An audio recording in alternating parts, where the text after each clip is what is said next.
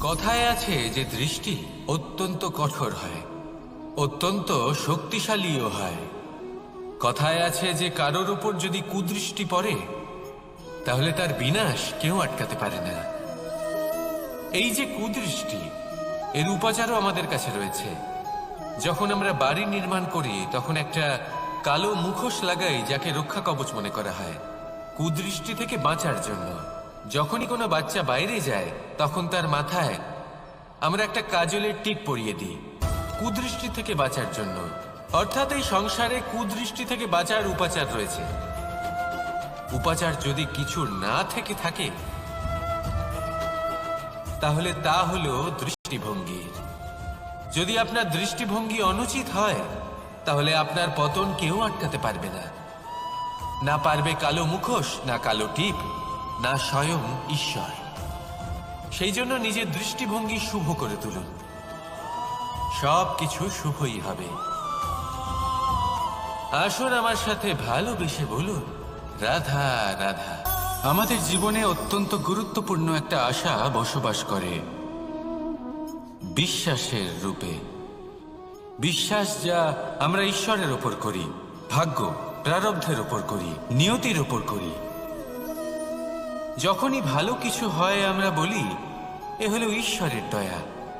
যখন খারাপ কিছু হয় আমরা বলি এ হলো ঈশ্বরের মায়া। কখনো ঈশ্বর বা ভাগ্য বা প্রারব্ধ বা নিয়তি। আপনি নিজে কোথায় তা কখনো ভেবেছেন? আপনি বিশ্বাস করছেন ঈশ্বরের উপর, প্রারব্ধের উপর, কখনো নিজের উপর করেছেন? আমি আপনাকে একটা সহজ কথা বলি, যদি আপনি ঈশ্বরের উপর বিশ্বাস রাখেন, শুধুই ঈশ্বরের উপর বিশ্বাস, তাহলে আপনি সেটাই পাবেন যেটা আপনার ভাগ্যে লেখা রয়েছে।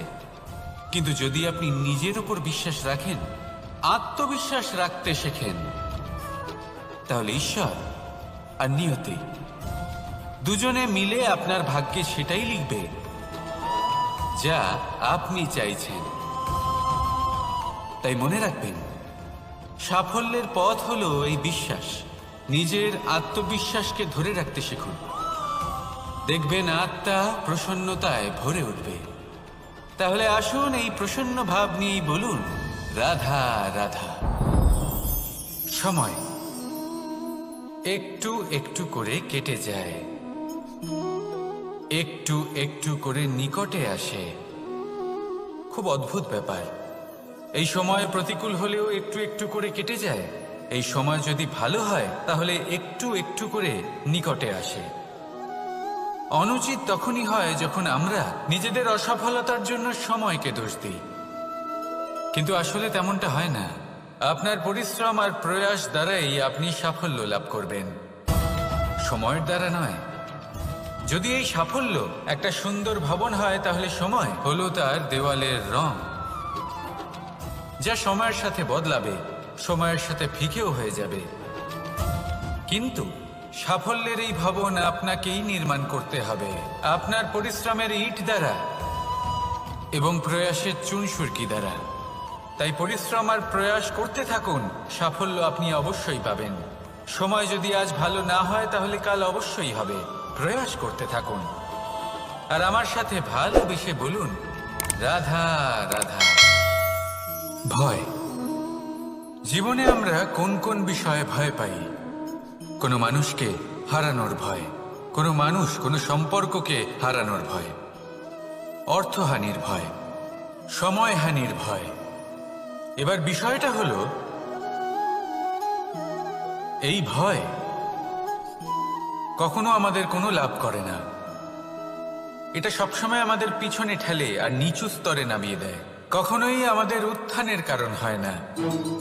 তাই জীবনে যদি কোনো ভয়ের কারণ থাকতেই হয় তা শুধুই এটা, যে মানুষের কথা ভাবতে ভাবতে, সম্পর্কগুলিকে হারানোর ভয়, মানুষকে হারানোর ভয়, সবার মন রাখতে রাখতে আপনি যেন নিজেকে, নিজের ভাবনা চিন্তাকে না হারিয়ে ফেলেন।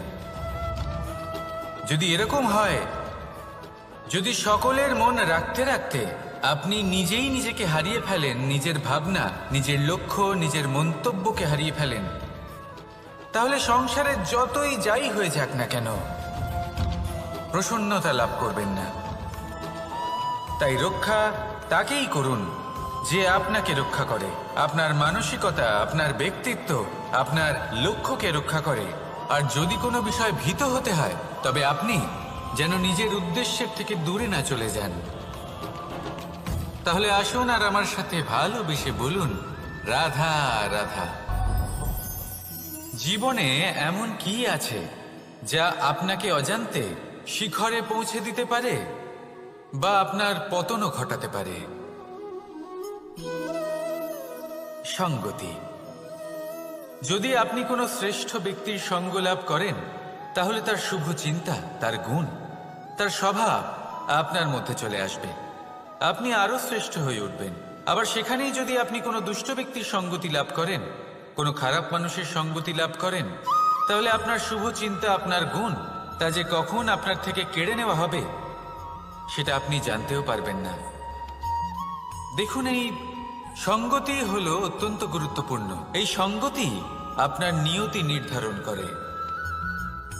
আপনাকে উদাহরণ দিলে, বৃষ্টির ফোঁটাকে দেখুন। যদি কোনো ফোঁটা গাছের পাতায় এসে পড়ে, তাহলে তা জীবন দান করতে পারে। যদি এমন কোনো ফোঁটা সাপের মুখে এসে পড়ে, তাহলে তা বিষে পরিণত হয়। যেমন সঙ্গ, তেমন নিয়তি। এবার দুর্ভাগ্যের বিষয় হলো এটাই যে বর্ষার ফোঁটা নির্ধারণ করতে পারে না সে কোথায় পড়তে চায়। তার নির্বাচনের ক্ষমতা নেই। কিন্তু আপনি, আপনার কাছে তো বিবেক আছে, আপনি ভাবতে পারেন, চিন্তা করতে পারেন। তাহলে আপনি ভাবুন, আপনি কি এমন সঙ্গ চান যা শ্রেষ্ঠ, নাকি এমন সঙ্গ চান যা অশুভ? নির্বাচন আপনারই। শ্রেষ্ঠ সঙ্গ বাছুন আর আমার সাথে ভালোবেসে বলুন, রাধা রাধা।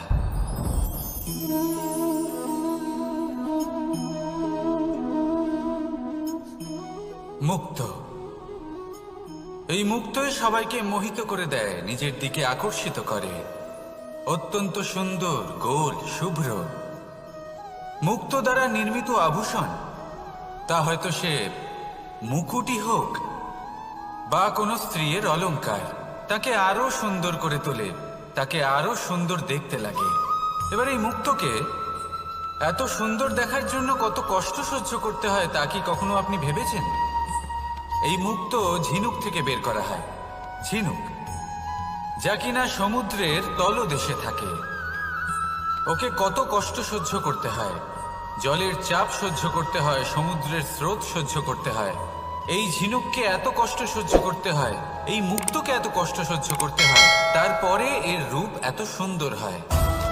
যদি আপনিও আপনার পরিশ্রমের সৌন্দর্য, নিজের পরাক্রমের সৌন্দর্য এই সংসারে প্রকাশিত করতে চান, তাহলে আপনাকেও কষ্ট সহ্য করতেই হবে।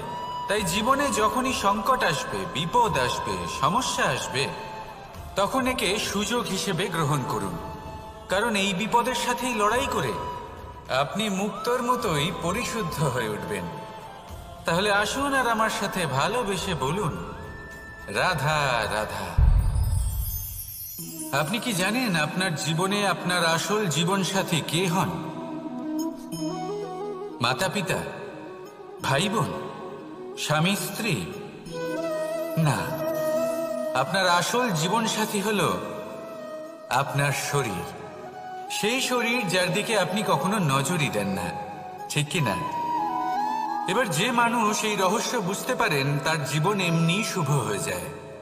আপনি নিজেই দেখুন না, সে সংসারের মঙ্গলই করা হোক বা সত্যের রক্ষা করা হোক, তা সে শত্রুর সাথে যুদ্ধ করা হোক বা মিত্রকে রক্ষা করা হোক, এই শরীরই তো কাজে আসে।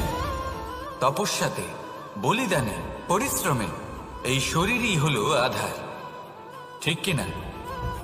তাই আমাদের কর্তব্য হলো যে আমরা যেন নিজের শরীরের যত্ন নিই। আমরা কি খাই, আমাদের কি খাওয়া উচিত, এটা যেন বুঝি। কোনটা সুপাচ্য আর কোনটা নয়, এটা যেন বুঝি। কারণ যেমন হবে অন্ন, মনও তেমনই হবে। যত ভালো অন্ন, তত ভালো মন। আর সুস্থ শরীর হলো সুস্থ মনের আধার, এ কথা অবশ্যই মনে রাখবেন। আর যদি মন সুস্থ থাকে, তাহলে সকল শুভ উদ্দেশ্য পূর্ণ হবে। তাহলে আসুন আর আমার সাথে ভালোবেসে বলুন, রাধা রাধা।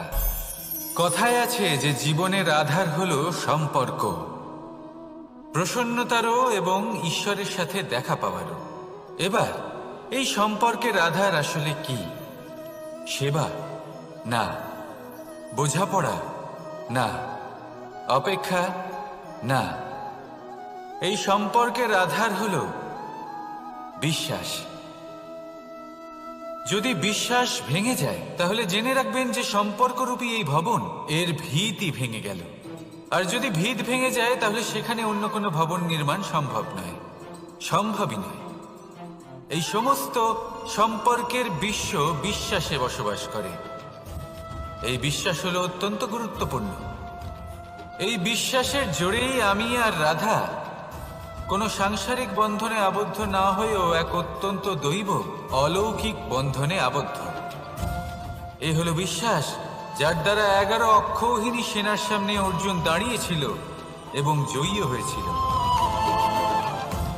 এই বিশ্বাস হলো অত্যন্ত গুরুত্বপূর্ণ, তাই বিশ্বাস করতে শিখুন, বিশ্বাস দিতে শিখুন, বিশ্বাস পালন করতে শিখুন।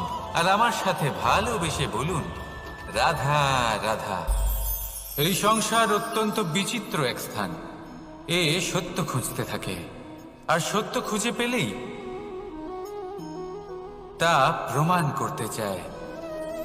সে চায় তার প্রমাণ পেতে, সাক্ষী পেতে চায়। সেক্ষেত্রে আমাকে বলুন যে সত্য কি করতে পারে? সেই ব্যক্তি যে সত্যকে ধরে আছে সে কি করবে? কিছুই নয়। কিছু করার প্রয়োজনই নেই, শুধু তাতে টিকে থাকতে হবে। সেই হিমালয়ের মতো যা আজ পর্যন্ত টিকে রয়েছে। যদি আপনি সত্যবাদী হন তাহলে আপনার কিচ্ছু প্রমাণ করার কোনো প্রয়োজন নেই। যদি প্রয়োজন থাকে তাহলে সত্যের সাথে টিকে থাকার। এই সময় নিজে সাক্ষী হবে, নিজে প্রমাণ দেবে। এই নিয়তি স্বয়ং প্রমাণিত করবে যে আপনি সত্যবাদী ছিলেন, আপনি সত্যের পথে ছিলেন। তাহলে আসুন আর আমার সাথে ভালোবেসে বলুন, রাধা রাধা।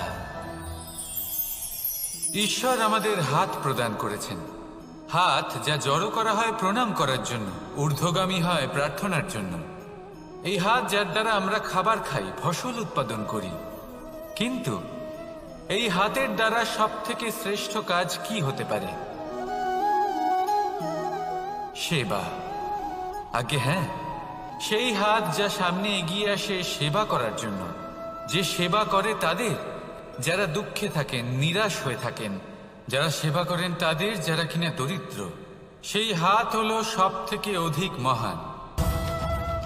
ঈশ্বরকে দীনবন্ধু বলা হয়ে থাকে, কারণ যারা দুঃখী হন, নিরাশ হন, দরিদ্র হন, ঈশ্বর তাদের সাহায্য করেন, তাদের সহায়ক হন, তাদের মধ্যে ঈশ্বর বাস করেন। তাই আপনারা যদি এটাই করেন, যারা দুঃখে আছেন, নিরাশ হয়ে আছেন, যাদের সাহায্যের প্রয়োজন রয়েছে, যদি আপনি তাদের সাহায্য করেন, তাহলে আপনি এমন এক চৈতন্য লাভ করবেন যে আপনি তৃপ্ত হয়ে উঠবেন। তাহলে সবার সেবা করুন আর আমার সাথে ভালোবেসে বলুন, রাধা রাধা। আজ আমার কাছে একটা হাতুড়ি রয়েছে।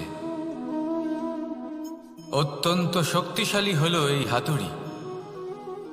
এই হাতুড়ি দিয়ে প্রহার করে একটা গরম লোহাকে আপনি সুন্দর অস্ত্রে পরিণত করতে পারবেন। এই হাতুড়ি দিয়েই প্রহার করতে করতে একটা অত্যন্ত বড় পর্বত ভেঙে আপনি ওখানে একটা নতুন পথ নির্মাণ করতে পারবেন। এই হাতুড়ির স্বল্প আঘাতেই আপনি প্রসাধনের জন্য সুন্দর সুন্দর আভূষণ বানাতে পারবেন। কিন্তু যদি কোনো সুন্দর বাড়ি দেখতে পান আর তার ভিতে আপনি যদি এই হাতুড়ি দিয়ে প্রহার করেন, তাহলে তার বিনাশ হয়ে যাবে। এমনই কিছু হয় প্রেমের ক্ষেত্রেও। তা এতটা শক্তিশালী হয় যা সৃজন করে, কিন্তু সর্বনাশও এ করতে পারে। সবকিছুই নির্ভর করছে আপনার উদ্দেশ্যের উপর। এই উদ্দেশ্যকে শুভ রাখুন আর ভালোবাসার উপর একটু নিয়ন্ত্রণ রাখতে শিখুন, যেন এমন না হয় যে আপনি সৃজন করতে গেলেন কিন্তু সর্বনাশ করে বসলেন। আসুন আর আমার সাথে ভালোবেসে বলুন, রাধা রাধা। প্রেম, এই প্রেম যতটাই সরল ঠিক ততটাই জটিল হয়। এই প্রেমের দুই রূপ হয়, সবলতা আর দুর্বলতা। নির্বাচন হলো আপনার। এবার যদি একটা উদাহরণ দিয়ে আপনাকে বোঝাই, তাহলে মাতা পিতাকে দেখুন। মাতা পিতা সন্তানকে কখনো কখনো এত স্নেহ দিয়ে ফেলেন যে তাকে বাইরে কোথাও যেতেই দেন না, আর তার ফলে সন্তান এতটাই দুর্বল হয়ে পড়ে যে এমনও হয় তারা সারা জীবন বাড়িতেই বসে থাকে। এবার যদি এই মাতা পিতাই এই ভালোবাসায় সাহস জুগিয়ে দেন, সেই সন্তানকে বলে দেন যে যাও, এই সংসারকে অনুভব করো, নিজের প্রারব্ধ নিজেই রচনা করো, এই সংসারে সব থেকে শ্রেষ্ঠ হয়ে দেখাও, সব থেকে উঁচুতে উঠে দেখাও, তাহলে সন্তান অবশ্যই এটা করে দেখাতে পারে। এবার আপনি নিজের প্রেমের দ্বারা আপনজনদের দুর্বল করবেন নাকি তাদের সবল করবেন, সিদ্ধান্ত আপনারই। আসুন আর আমার সাথে ভালোবেসে বলুন, রাধা রাধা। মানুষ বলেন প্রেমে অনেক শক্তি আছে, আর এটা সত্যিও বটে। প্রেমে এতটাই শক্তি থাকে যে শত্রুতার বড় বড় স্তম্ভকেও এত সহজে ফেলে দিতে পারে। কিন্তু আপনি দেখে থাকবেন, যারা অধিক শক্তিশালী হন তারা দুই ধার সম্পন্ন তরোয়ালের মতো হন। কারণ এই প্রেম যদি আচরণে থাকে, মনে থাকে, বিচার বুদ্ধিতে থাকে, তাহলে তা শুভ হয়। এই প্রেম সৃজন করে। কিন্তু প্রেম যদি ব্যবসার অঙ্গ হয়, যদি এই প্রেমের ব্যবহার নিজের স্বার্থ, নিজের অহংকারের জন্য করা হয়, তাহলে তা সংসারের বিনাশ ঘটাতে পারে। রাধা প্রেমের ব্যবহার করেছে শাম্বের কারণে, আর শাম্ব সেই প্রেমের ব্যবহার করেছে নিজের অহংকার, নিজের স্বার্থ সিদ্ধির জন্য। শেষ পর্যন্ত ক্ষতি শাম্বের হলো না, হলো প্রেমের। তাই মনের মধ্যে প্রেম ভাব অবশ্যই রাখুন, নিজের আচরণেও প্রেম ভাব বজায় রাখুন, কিন্তু সতর্কও থাকবেন আপনার এই প্রেম, একে নিয়ে কেউ ব্যবসা না করে ফেলেন। আসুন আর এই ভালোবাসার সাথেই বলুন, রাধা রাধা। সত্য, এই সত্য আসলে কি? কেউ বলবেন যা অসত্য নয় তাই হলো সত্য, কেউ বলবেন সেটা যার ভিত্তিতে আমরা বেঁচে আছি তাই হলো সত্য। কিন্তু সত্য আসলে কি? তার থেকেও বেশি গুরুত্বপূর্ণ হলো এটা বুঝতে পারা যে সত্যের ব্যবহার কিভাবে করা উচিত। যদি আপনার কাছে সত্য থাকে বা আপনি সত্য জেনে থাকেন আর আপনি তার ব্যবহার করেন, সদ্ব্যবহার করেন সংসারের জন্য, তাহলে আপনি এই সমস্ত সংসারের অনেক ঊর্ধ্বে চলে যাবেন। কিন্তু যদি আপনি সত্য জানেন আর তার দুর্ব্যবহার করেন, তাহলে আপনি সমস্ত সংসারের পক্ষে ক্ষতিকারক হয়ে উঠতে পারেন। তাই মনে রাখবেন, সত্য যতটাই কোমল, অর্ধ সত্য হলো ততটাই কঠোর। এই অর্ধ সত্য সমস্ত সংসারের বিনাশ ঘটাতে পারে। সেই জন্য জীবনে সত্যের বিষয়ে সম্পূর্ণ সত্য জানতে শিখুন, এ হলো অত্যন্ত গুরুত্বপূর্ণ। এই সত্য তার নিজস্ব দাবি হলো আপনি সাবধানে থাকুন। তাহলে আসুন আর আমার সাথে ভালোবেসে বলুন, রাধা রাধা। পঞ্চমহাভূত, জীবন রচনায় এর অবদান অনস্বীকার্য। এই পঞ্চমহাভূত আসলে কি? জল, বায়ু, অগ্নি, মাটি আর আকাশ। এবার শুধুমাত্র জীবন রচনায় এর অবদান আছে তা নয়, শুধু শরীর রচনাতে এর যোগদান আছে তা নয়, বরং এরা হলো আমাদের জীবনের সব থেকে বড় শিক্ষক। এবার আপনারা সকলে চমকে যাবেন, হয়তো আপনারা এই দৃষ্টিভঙ্গি দিয়ে কখনো দেখেননি। আমি আজ আপনাদের বোঝাবো। এদের মধ্যে সব থেকে বড় তত্ত্ব জল। এ আমাদের কি শেখাচ্ছে? এই জল, এর নামই হলো জল, কিন্তু এ কখনোই আমাদের জ্বালায় না, আমাদের জ্বলনের কারণ হয় না। তাহলে কি করে? আমাদের তৃষ্ণা মেটায়, আমাদের শীতলতা প্রদান করে, জীবন দান করে। এর দ্বারা আমরা কি শিক্ষা লাভ করি? যে আপনার উৎপত্তি যেখান থেকেই হোক না কেন, আপনি যেখানেই জন্মগ্রহণ করুন না কেন, আপনার কর্ম সর্বদা শ্রেষ্ঠ হওয়া উচিত। আপনি জলকে যে কোনো পাত্রে রাখুন না কেন, সে সেই অনুসারেই নিজের আকার ধারণ করে নেয়। এর দ্বারা আমরা কি শিক্ষা পাই? এই শিক্ষাই পাই যে যে কোনো পরিস্থিতিতেই নিজেদের মানিয়ে নিতে হবে, নিজেকে সেরকম করে নিতে হবে। যে দেশেই থাকি না কেন, যে স্থানেই থাকি না কেন, যে পরিস্থিতিতেই থাকি না কেন, যে ব্যক্তির সাথেই থাকি না কেন, আমাদের সুখময় হয়ে জীবন অতিবাহিত করা উচিত। দেখুন, আমাদের কত বড় একটা শিক্ষা দিল এই জল, যা আমরা কোনোদিন দেখতেই পাইনি। নিজেকে জলের মতোই করে তুলুন। সুখের ধারায় স্বাচ্ছন্দ্যে প্রবাহমান হতে থাকবেন আপনি। নিজের আকারকে ভেঙে ফেলুন, নিজের সীমা লঙ্ঘন করুন। আপনি অবশ্যই একদিন মহানুভবতা অনুভব করবেন। তাহলে আসুন আর আমার সাথে ভালোবেসে বলুন, রাধা রাধা। জীবনের পঞ্চমহাভূতের দ্বিতীয় তত্ত্ব হল মাটি, ভূমি, ধরা, যে ধারণ করে, যা আমাদের সকলকে ধারণ করে, ভালো হোক বা মন্দ, নিজের কর্তব্য পালন করে। আর এটাই শিক্ষা আমাদের জন্য।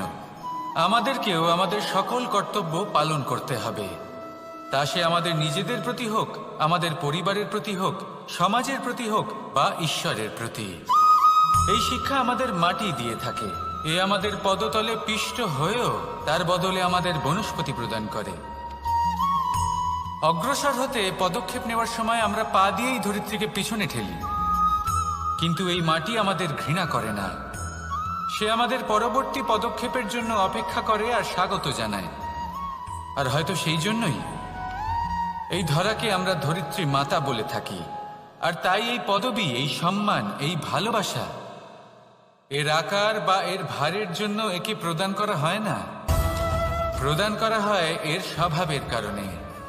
আপনিও যদি ধরিত্রীর মতো হতে পারেন, যদি আপনিও নিজের সকল কর্তব্য পালন করেন, বিশ্বাসের সাথে তা স্বীকার করে নিতে পারেন, যদি অন্য কারোর সাফল্যেও আপনি প্রসন্ন হতে শিখতে পারেন, যদি আপনি একটু কষ্ট সহ্য করে অন্য কাউকে প্রসন্নতা প্রদান বা অন্য কাউকে সেবা করতে পারেন, তাহলে আপনিও মাটির মতোই মহান হয়ে উঠতে পারবেন। তাহলে আসুন আর আমার সাথে ভালোবেসে বলুন, রাধা রাধা। জীবনের পঞ্চমহাভূতের মধ্যে একটা তত্ত্ব হল বায়ু। বায়ু, যাকে কিনা দেখা যায় না, বরং তাকে কিন্তু আমরা অনুভব করতে পারি। আর একে সব থেকে বেশি অনুভব করতে পারি তখন যখন বায়ু কম থাকে। বায়ু যদি লুপ্ত হয়ে যায়, তাহলে তখনই আমরা বুঝতে পারি যে বায়ু তো নেই, এ তো সমস্যার ব্যাপার। এবার এই বায়ু দ্বারা আমরা কি শিক্ষা পাই? এই বায়ু আমাদের এই শিক্ষা দেয় যে আমাদের কখনোই অহংকার করা উচিত নয়। আমরা সকলেই কখনো না কখনো চাই যে আমাদের শ্রেষ্ঠতা, আমাদের যোগ্যতা, আমাদের মাহাত্ম্য এই সংসার বুঝতে পারুক। আর নিজের মাহাত্ম্য প্রমাণ করার জন্য শক্তি দেখানোর কোনো প্রয়োজন নেই। কারণ যখন কোনো ব্যক্তি, এই সমাজ, এই সংসার আপনাকে নিজের থেকে দূরে করে দেবে, আপনার থেকে দূরে চলে যাবে, তখন আপনার মাহাত্ম্য কি তার আভাস সে নিজে থেকেই অবশ্যই পেয়ে যাবে। আপনার কিছুই করার প্রয়োজন নেই। বায়ুর মতো হয়ে উঠুন। বায়ু, যার কিনা কোনো ভার নেই, কিন্তু যখন সময় আসে, যখন সে তুফানের রূপ নেয়, তখন অত্যন্ত বড় বড় বিধ্বংসী কাজ সে করে ফেলে। আর তখন এর শক্তির কোনো তুলনাই হয় না। বায়ু, যে নিজের সঞ্চালন দ্বারা পৃথিবীকে প্রাণ দেয়, নিজের পরিবহন দ্বারা এই মেঘ সৃষ্টি করে, এই ধরিত্রীর তৃষ্ণা নিবারণ করে। বায়ুর মতো যদি আপনি হয়ে উঠতে পারেন, তাহলে হালকা হয়ে যাবেন, ওপরে উঠতে পারবেন এই সংসার, এই ভৌতিকতা, এই মোহ মায়া থেকে। আর তখন আপনি বুঝতে পারবেন যে প্রেম কাকে বলে। তখন আপনি বুঝবেন যে দান করাই হলো জীবন। তাহলে আসুন আর আমার সাথে ভালোবেসে বলুন, রাধা রাধা। জীবনের পঞ্চমহাভূতের মধ্যে একটা তত্ত্ব হলো আকাশ। আকাশ, যা কিনা নিরাকার, যার কোনো আকার নেই। আকাশ, যা হলো অনন্ত। আর আমাদের সবসময় মনে হয় যে এই আকাশ আমাদের সাথে জড়িয়ে রয়েছে। কেন? এবার এই আকাশ আমাদের জন্য কি না করে। আকাশ আমাদের ওড়বার স্বাধীনতা দেয়। আকাশ মেঘকে ধারণ করে যাতে আমাদের তৃষ্ণা মিটতে পারে। এই আকাশ সূর্য এবং চন্দ্রকে তার যথাস্থান দেয় যাতে আমরা প্রকাশও পেতে পারি, আবার অন্ধকারও, যাতে আমাদের জীবনে সামঞ্জস্য বজায় থাকে। আকাশের থেকে অনেক কিছুই শেখার রয়েছে। যদি আমরাও আকাশের মতো হতে পারি, আমাদের আপনজনদের সেই স্বাধীনতা দিতে পারি যাতে তারা উঠতে পারেন, যাতে তারা নিজেদের স্বপ্ন পূরণ করতে পারেন, যার ফলে তারা নিজেরাই এই জীবনকে অনুভব করতে পারেন, নিজের পায়ে দাঁড়াতে পারেন, তাহলে ভাবুন আমাদের অস্তিত্ব কতটা বড় হয়ে যাবে। যদি আপনি আকাশের মতো হতে পারেন, তাহলে আপনিও আকাশের মতোই অনন্ত হয়ে উঠবেন। তাহলে আসুন আর আমার সাথে ভালোবেসে বলুন, রাধা রাধা। পঞ্চমহাতত্ত্ব, পঞ্চমহাভূত, এদের বিষয়ে আমি আপনাদের সবকিছুই বলে দিয়েছি। কেন? এরা আমাদের জীবনের সব থেকে বড় শিক্ষক। আর এদের থেকে আমরা কি শিক্ষা পাই? নিশ্চিত রূপে এই পঞ্চমহাতত্ত্ব আমাদের দেহের নির্মাণ করে, কিন্তু একটা ষষ্ঠ মহাতত্ত্ব রয়েছে, এমন এক তত্ত্ব যার না কোনো ভার আছে, না কোনো পরিমাণ আছে, কিন্তু তা হলো অত্যন্ত গুরুত্বপূর্ণ, ভাবনা। কেউ একে আত্মা বলে, কেউ একে বিবেক বলে, কেউ একে প্রাণ বলে, আর কেউ বলে চেতনা। এবার এই চেতনা যখন পঞ্চমহাতত্ত্বের সাথে জুড়ে যায়, এক হয়ে যায়, তখন মানুষের জীবনের নির্মাণ হয়। এবার আপনার দেহের নির্মাণ জন্ম থেকেই পঞ্চমহাতত্ত্ব করে দেয়, কিন্তু এই ভাবনা, এই চেতনা, একে আপনি নিজেই এগিয়ে নিয়ে যেতে পারেন। একে দিশা দেখাতে হবে, এর বিকাশ আপনাকেই করতে হবে। কিভাবে? তা আপনার উপর নির্ভর করছে। আপনি এর সদ্ব্যবহারও করতে পারেন, দুর্ব্যবহারও করতে পারেন। এমন এক দিশা দিতে পারেন, এমন সদ্ব্যবহার করতে পারেন যে আপনি নিজেই কোনোদিন ভগবত গীতার জ্ঞান দিলেন। এমন দুর্ব্যবহার করতে পারেন, এমন দিশাও দিতে পারেন যে আপনি হয়তো শকুনের মতোই মহাভারত রচনা করলেন। এই চয়ন আপনারই। শুধু এই চেতনার শুদ্ধতার দিকে বিশেষ নজর রাখতে হবে। যদি এই চেতনা শুদ্ধ হয়, তাহলে প্রেম থাকবে, আর যদি এই চেতনা অশুদ্ধ হয়, তাহলে বিদ্বেষ হবে। আর আমার মতে সুখ এবং শান্তি প্রেমের দ্বারাই লাভ হবে, বিদ্বেষ দ্বারা নয়। তাহলে আসুন আর আমার সাথে ভালোবেসে বলুন, রাধা রাধা। জীবনের পঞ্চমহাতত্ত্বের মধ্যে পঞ্চম তত্ত্ব অগ্নি। অগ্নি যা জ্বালাতে সাহায্য করে, কিন্তু তা উত্তাপও প্রদান করে। নিশ্চিত রূপে অগ্নি আমাদের জ্বালিয়ে দিতে পারে, কিন্তু আপনি কি কখনো এটা ভেবে দেখেছেন যে আগুন, তাকে নিজেকে কতটা জ্বলতে হয়, তাকে নিজেকে কতটা তাপ সহ্য করতে হয়?